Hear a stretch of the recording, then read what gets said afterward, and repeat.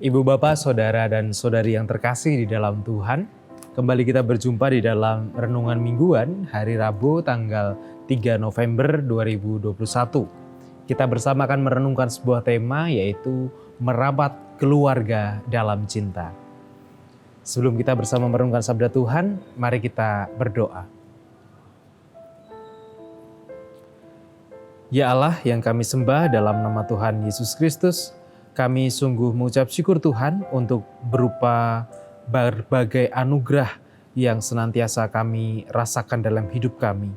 Dan saat ini Tuhan, kami bersama hendak merenungkan sabda-Mu. Biarlah Tuhan yang memampukan kami supaya kami dapat memahami, dan kami pun tidak hanya memahami, tetapi juga melakukannya dalam kehidupan kami sehari-hari. Kami serahkan Tuhan perenungan kami saat ini ke dalam tangan-Mu. Di dalam nama Kristus Yesus kami berdoa. Amin.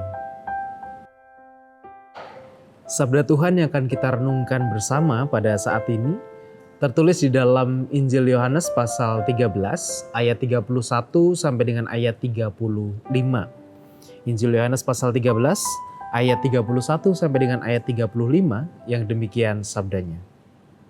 Perintah baru. Sesudah Yudas pergi, berkatalah Yesus, "Sekarang anak manusia dipermuliakan dan Allah dipermuliakan di dalam dia. Jikalau Allah dipermuliakan di dalam dia, Allah akan mempermuliakan dia juga di dalam dirinya dan akan mempermuliakan dia dengan segera. Hai anak-anakku, hanya ketika saja lagi aku ada bersama kamu. Kamu akan mencari aku, dan seperti yang telah kukatakan kepada orang-orang Yahudi, ke tempat aku pergi tidak mungkin kamu datang.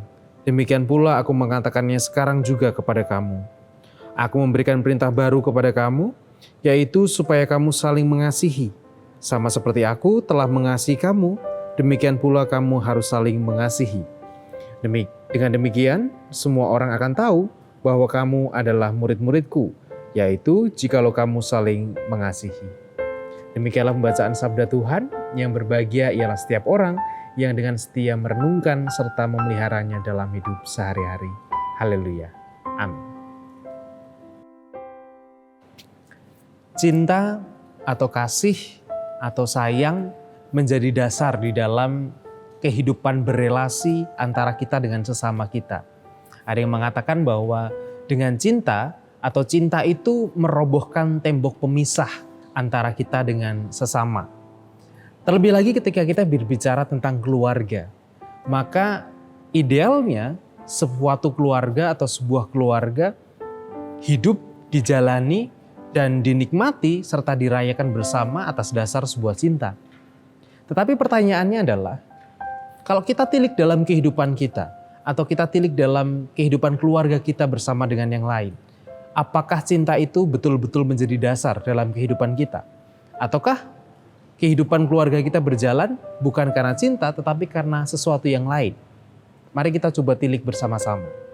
Nah, ibu bapak saudara dan saudari yang dikasihi Tuhan, di dalam teks yang kita baca ini merupakan kata-kata perpisahan sebenarnya antara Yesus dengan para murid. Sebelum Yesus memasuki masa penderitaannya, ia menyampaikan kata-kata perpisahan atau pesan-pesan perpisahan kepada murid-muridnya. Jadi nadanya adalah nada-nada apa ya? Nada nasihat, nada yang seolah-olah orang tua berpesan kepada anaknya begitu. Ketika dalam sebuah keluarga seorang orang tua berpesan kepada anaknya. Nah, gambaran inilah yang termuat di dalam pesan atau perintah baru yang kita baca tadi. Nah, di dalam pesan perpisahan itu Yesus menyampaikan bahwa ketika aku tidak lagi bersama dengan kamu, aku memberikan perintah baru kepada kamu, yaitu supaya engkau saling mengasihi. Sama seperti aku telah mengasihi kamu, demikian pula kamu harus saling mengasihi. Tentu perintah ini sudah sering kita dengar, atau bahkan setiap minggu kita dengar, bahkan mungkin dalam seminggu itu sudah beberapa kali kita dengar tentang perintah ini, tentang saling mengasihi ini. Nah, tetapi apakah kemudian seringnya kita mendengar itu juga menjadi acuan kita untuk kita menghidupi keluarga kita di dalam cinta itu? Mari kita tilik kepada diri kita sendiri. Ada seorang tokoh yang bernama Erich Fromm, dia mengatakan ada setidaknya ada beberapa tolok ukur untuk kita melihat apa sih definisi cinta itu. Yang pertama adalah cinta itu memberi, bukan menuntut. Seberapa besar orang itu mencintai, maka terlihat bagaimana ketika ia mau memberikan cintanya kepada orang lain. Bukan menuntut untuk dicintai, tetapi ia dengan kesadarannya tahu bahwa saya harus mencintai. Seorang anggota keluarga tidak menuntut bahwa dia, saya harus terus dicintai, saya harus diprioritaskan, saya harus mendapatkan cinta itu dari semuanya. Tetapi bagaimana dengan kesadaran masing-masing anggota keluarga itu saling memberikan cintanya, bukan menuntut cintanya. Memberi sesuatu, bukan menuntut sesuatu. Jika yang terjadi adalah yang kita lakukan hanya tuntutan-tuntutan terhadap orang lain atas diri kita, maka jangan-jangan itu bukan cinta. Tapi mungkin itu ambisi, atau mungkin itu sesuatu yang otoriter begitu. Karena kita pengennya selalu dipuaskan dengan cinta. Tapi kita tidak pernah memberikan cinta itu. Atau kita berpikir ribuan kali untuk memberikan cinta itu. Untuk keluarga kita, komunitas kita, atau siapapun yang kita jumpai. Jadi mana yang kita lakukan atau mana yang dengan kesadaran kita itu kita munculkan? Memberi cinta atau menuntut untuk dicintai. Lalu yang kedua adalah cinta itu membebaskan. Cinta itu membebaskan bukan mengekang. Atau istilahnya cinta itu membebaskan bukan mendominasi. Cinta itu membebaskan, menghargai tetapi bukan mendominasi. Nah, ini seringkali muncul di dalam kehidupan keluarga. Tidak hanya satu keluarga, tapi hampir semua keluarga atau kebanyakan keluarga itu muncul hal ini. Yaitu tentang dominasi. Entah ayah yang mendominasi, entah ibu yang mendominasi, atau bahkan anak yang mendominasi. Sehingga anggota keluarga yang lain itu hidup bukan di dalam kebebasan, tetapi hidup di dalam sebuah keterpaksaan atau sebuah kurungan atau sebuah kungkungan begitu. Ketika kita mengatakan bahwa saya itu suka memelihara burung, saya itu suka sama burung, saya itu seneng ngelihat warnanya, ngelihat suaranya. Tetapi ketika kita memelihara burung, kita taruh dalam kandang yang kecil begitu, apakah berarti kita masih dapat dikatakan mencintai burung? Ataukah kita justru menyiksa dia, membatasi kebebasannya? Nah, demikian juga dalam kehidupan keluarga kita.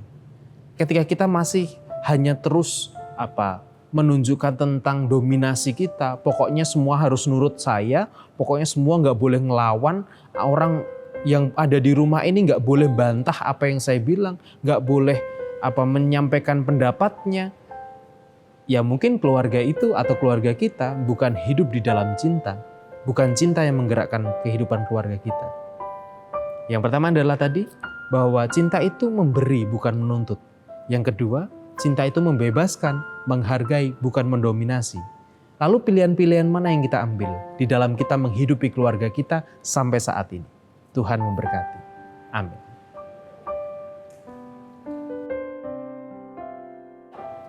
Mari saat ini kita masuk dalam refleksi kita, di dalam perenungan kita, juga kita masuk di dalam doa syafaat kita bersama. Mari kita berdoa. Kami tahu Tuhan dalam hidup kami bahwa Engkau senantiasa mengingatkan kami untuk kami dapat saling mengasihi. Karena dengan kasih itu kami bisa membebaskan yang lain, dan dengan kasih itu kami bisa memberikan sesuatu yang kami punya bagi sesama kami. Terlebih ketika kami berbicara tentang keluarga kami. Tetapi seringkali Tuhan yang terjadi dalam keluarga kami bukan memberi apa yang kami punya, tetapi kami hanya menuntut untuk dicintai, menuntut untuk dilayani, menuntut untuk dipenuhi kebutuhannya dan sebagainya. Tetapi kami tidak berpikir dengan kesadaran kami untuk kami memberikan cinta dan apa yang kami punya untuk keluarga kami. Dan juga Tuhan seringkali dalam kehidupan kami juga, kami hanya menunjukkan dominasi kami. Kami ingin dinomorsatukan, kami tidak ingin dilawan, kami tidak ingin dibantah dan sebagainya. Tetapi kami tahu Tuhan, bahwa ketika kami hendak mencintai keluarga kami, dan kami hendak mewujudkan cinta itu sebagai penggerak keluarga kami, maka kami tidak seharusnya melakukan dominasi itu. Tetapi kami bisa membebaskan, kami bisa menghargai anggota keluarga kami yang lain. Ya Tuhan, kami serahkan kehidupan keluarga kami serahkan kehidupan komunitas-komunitas kami ke dalam pengasihan-Mu. Ya Tuhan, saat ini kami juga berdoa bagi anggota keluarga kami, saudara-saudara kami yang saat ini sedang berjuang dengan sakitnya. Kami berdoa untuk Bapak dan Ibu Priyono, Ibu Ami Birowo, Bapak Yonatan Purwoko, Ibu Lawim Suparman, Anak Amoresa, Bapak Sudarsono, Bapak Ngatimin, Bapak dan Ibu Budiantono, Ibu Syekh Prajanji, Bapak Wilson Siagian, Ibu Nyak Nilawati, Bapak Warsito Utomo, Ibu Siwiati Sriwiati, Bapak Rasdiman, Ibu Rasdiman, Saudari Ruth Sabatini, Bapak Setiantono, Bapak Larbadio, Bapak Andreas Rasdiono, Ibu Dewi Slamet Sunarno, Saudara Yunan Widiatmoko, dan juga Bapak Ibu serta keluarga kami yang lainnya Tuhan. Biarlah Tuhan juga memberkati mereka, memberikan semangat atas mereka, dan biarlah Tuhan memberkati setiap proses pengobatan dan penyembuhan yang saat ini sedang mereka kerjakan. Kami juga berdoa Tuhan untuk orang tua kami. Kami berdoa untuk Ibu Rosmiati Buyung, Ibu Sarno, Bapak dan Ibu Sariman, Ibu Tijemangun Sentono, Bapak Wilson Siagian, Ibu Murjangkung, Bapak Seswa Prayitno, Bapak Saharun, Ibu Joyo Pawiro, Bapak Sadal Paulus, Bapak Christian Dauribu, Bapak Elias Sariman, Ibu Mardi Utomo, Ibu Wagina Paijo, dan juga yang lainnya. Tuhan, kiranya senantiasa Engkau menyertai mereka di dalam kehidupan masa tua mereka. Kiranya Engkau yang menghadirkan berkat, menghadirkan kedamaian, ketenangan, dan sukacita di dalam kehidupan mereka. Meskipun mereka merasakan kesepian mungkin karena jauh dari anak cucu, ataupun juga mereka merasakan kekhawatiran karena berbagai hal. Kiranya Engkau yang senantiasa mendampingi orang tua kami ini. Bapa, kami juga menyerahkan untuk segala pergumulan-pergumulan pribadi kami di dalam keluarga kami. Kiranya Tuhan yang hadir menolong kami, biarlah kami boleh saling menyatukan hati kami, sehingga kami dapat melewati persoalan yang kami hadapi di dalam keluarga kami. Ajar kami untuk tidak memaksakan kehendak kami, ajar kami untuk tidak saling mendominasi, tetapi kami boleh saling menghargai dan kami boleh saling mendukung satu dengan yang lainnya. Kami serahkan Tuhan hidup kami saat ini sampai selama-lamanya ke dalam tangan-Mu. Di dalam nama Tuhan kami Yesus Kristus, kami berdoa dan bersyukur. Amin.